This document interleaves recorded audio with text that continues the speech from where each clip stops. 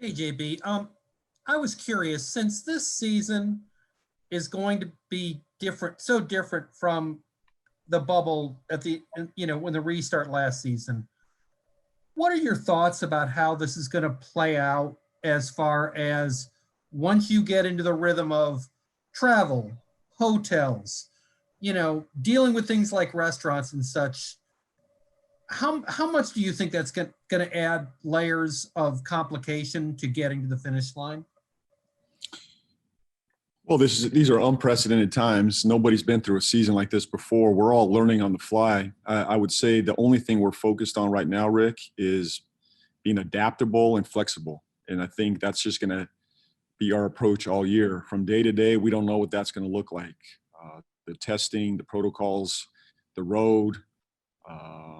There's going to be a lot of factors throughout the season. And there's a lot that we just can't control. There's so much out of our control with this virus.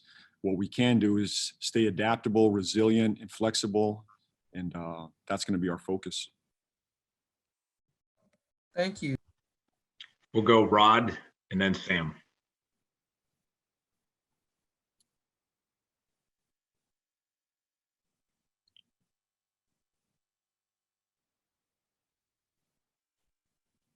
Rod, you want to go ahead? Oh, sorry, Mike, didn't hear you. Apologize. All good.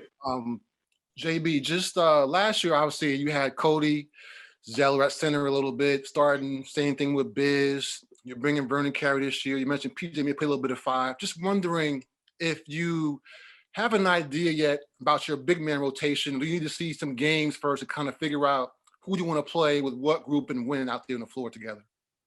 I like the depth of that position. Cody Zeller likely to be our starter. As I've said before, I like PJ at 5. I think he fits. We did a lot of that today as well. So we're versatile there. I think what Cody's done, he's a proven starter in this league. Biz gives us great depth back there, a professional, someone that commands attention in the paint, can protect the paint, rebound. Then we have the two young kids that we can look at as well. So I feel like we're protected there. It's a major position for us, but we're going to be big. We're going to play big, and we're going to play some small as well. Thank you. Sam, go ahead.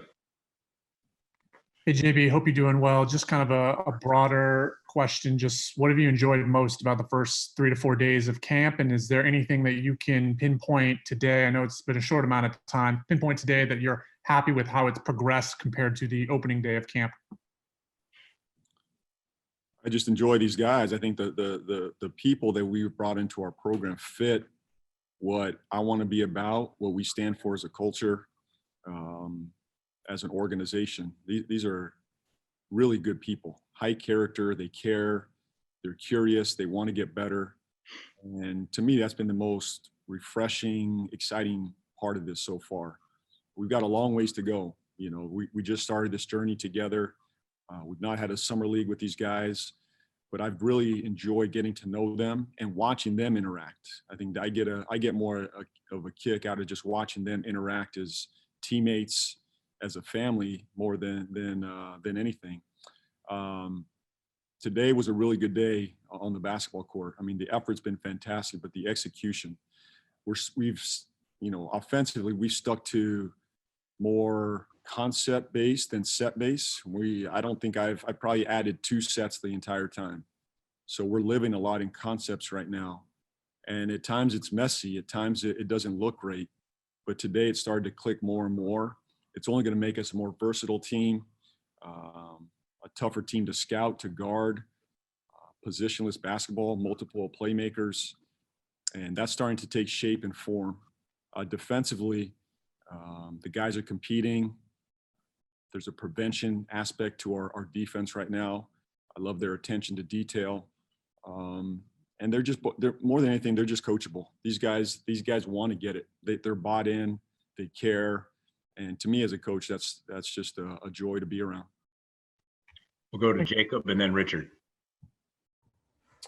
Yeah, Coach, this is Jacob Rude with USA Today. Kind of a 2-part question, but LaMelo ran a lot of pick and roll actions with Illawarra last season. Is that a situation you anticipate putting him in often this year? And then I guess just how much will it help him having the spacing of a modern NBA offense? Well, that's what we're trying to give him is space. You know, we're a high volume pick and roll team. I don't know where we'll finish this year, and as far as volume pick and roll, he's one of those guys that I like in pick and roll. We just added 2 elite pick and roll players in Gordon and LaMelo. I've not let them play a whole lot of pick and roll so far, and today we opened it up a little bit more. And he's a high level decision maker in pick and rolls. It feels like he's been doing this his entire life. We're going to give him space. We're going to put shooting around him. He's going to make the right play and create advantages for us. And that's really what we're trying to do here is, you know, get 2 on the ball, kick, and play from there and trust our guys to make plays. LaMelo is one of those guys that can generate that type of offense. And I'll put Gordon right in there as well. He's one of those high-level pick and roll players for us. So, and there's not a whole lot to teach LaMelo right now in the pick and roll. I think he understands spacing. He understands who's open. I think what he's going to have to figure out, and it's kind of, you know, Devontae last year, just his maturity in the pick and roll. There's going to be different coverages every night. You know, LaMelo's going to have to figure out those coverages, but I don't anticipate he's going to see something probably that he hasn't seen before. I think he's a high level decision maker. So it's something that will be a major part of our offense as well. Thank you, Coach. Yep. Coach, obviously you've talked about going small ball at center position, but you've got a lot of pieces at center. How much has that position evolved, and how happy are you with what you have at center, given where you started with this organization a few years ago? Yeah, you know, the center position has evolved a little bit. You know, Cody's been our primary starter, and Cody's a heck of a player. You know, I feel very comfortable with him as our starter, as our closer. He's one of the best screen setters. I expect his 3-point volume to go up this year. He's evolved as much as really anybody on our team. You know, a center that's shooting threes now, playing in transition, switching on the ball. So he's really grown a tremendous amount. I feel good about Biz, what he brings us. Biz is going to do what he does, and I feel good about that. Where we have changed, to your question, is we've evolved playing a little bit more small with PJ at the 5, which makes us more versatile. You know, we're just tough to guard. I mean, we're just going to be tough to guard with him out there. Space the floor, put shooting around him, let him make plays. PJ is going to end up being one of our best playmakers this season, and it's really attacking the 5 in pick and roll and transition. So looking forward to his growth and development this year at that spot as well. We'll go Danny, and then we'll wrap it up with Rick. So 2 more, and we'll call it a day. Coach, Danny Thompson with the 3-point conversion. This will be a 2-part question. I'll start with the first question first. So as the team is starting to grow and develop, you mentioned earlier that there's not very many sets that you're running, but during the previous camp earlier, you didn't do very many sets. Do you feel like this team is in a better location than they were at this point last season, or you still think you still need more time to get to evaluate that part? I think a lot of my evaluation right now is on personnel. You know, this is a new group together. We were a little bit concept-based last year, but not at the depth that we are this year. And, you know, I think these guys are starting to pick it up. We've added some high-level basketball IQ to our program that can play out of these concepts. I don't want to be a guy up there calling a play every possession. I want these guys to play, space the floor, make reads, react. If I call a set and we don't get anything out of it, I expect them to play and continue the possession through our concepts. And, you know, for us, a second year, my 3rd year here, I feel much more comfortable with this group. Obviously, this is a new group, but I think that's the beauty of continuity and consistency in an organization. The more years you have together, the more you know your players, the more they know the system. I feel like we're in a much better place today, whatever we are, 3 or 4 days into camp, than we were last year, 3 or 4 days into camp, or my first year here, 3 or 4 days into camp.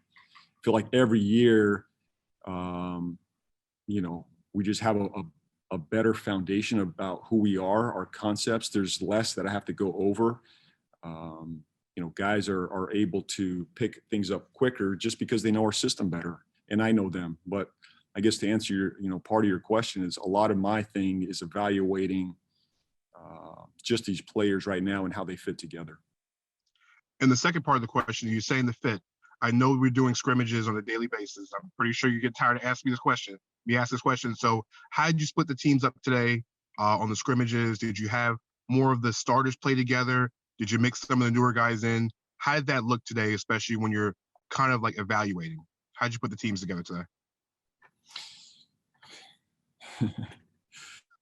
We mixed it up. We did a lot of 5-on-5 today. We probably had 4 different lineups out there, 4 different teams. I won't take you through all of them. I think you can imagine what they all look like. They're different combinations of LaMelo with Terry and Gordon, combinations of Terry, Gordon, combinations of PG at the 5, Miles at 4. There's variety out there. I don't want to get into starters and all that right now. That's for another day. I'm still evaluating these different lineups.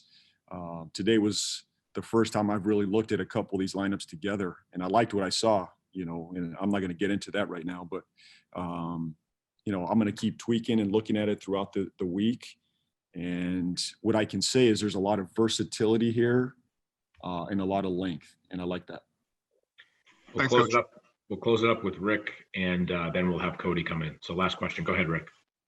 JB, a couple of times, Terry has talked about how it's not your job to figure out what he does, how he should fit. It's his job to fit into what you need from him. What value is it to have somebody who sort of grasps the idea that adaptability is on him? Well, I think it's his growth, his maturity as a professional, and someone that is bought into team. It's one of our core principles, that we are united as one, as a team, and we buy into our role. That doesn't mean your role can't change, but to me, it's just a sign of his growth as a person, as a professional, and his buy-in to this organization and really putting team first. And that's not easy to do in this league. That's a challenge. But he's been fantastic. He's had a great camp, and I really look forward to the season that is ahead for him. Do you see him being more assertive these days in regards to leadership? He's really stepped up. I mean, he's talking, communicating, his effort, his professionalism, first one on the court. But he's more engaged than ever, than probably all last season already. Engaged with his teammates, his coaches, his ability to communicate and talk. And he's in a very good place. Thank you. Thank you. Thanks, Coach. Appreciate it. Cody Zeller just kicked me out, so time to go. Have a great day, everybody. Thank you. Am I on your slide?